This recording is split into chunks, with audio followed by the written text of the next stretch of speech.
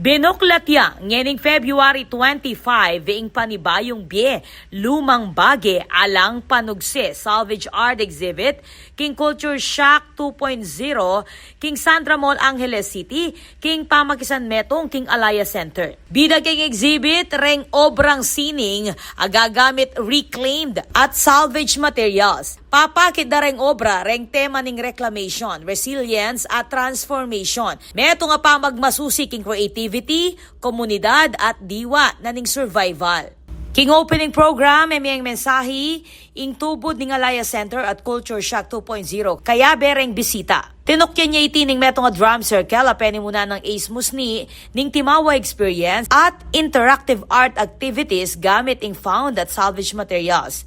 Magluwat yung exhibit hanggang February 28. Kaya be kareng artist reng miyembro ning Alaya Center.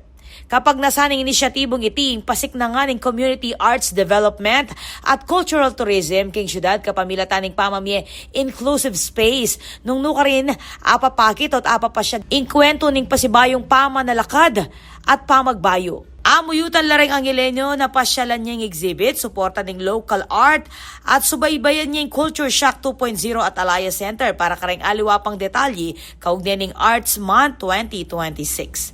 Ako po, Patricia Mamangon para King News Force Pampanga. Balitang tutuking Balen, susuyo.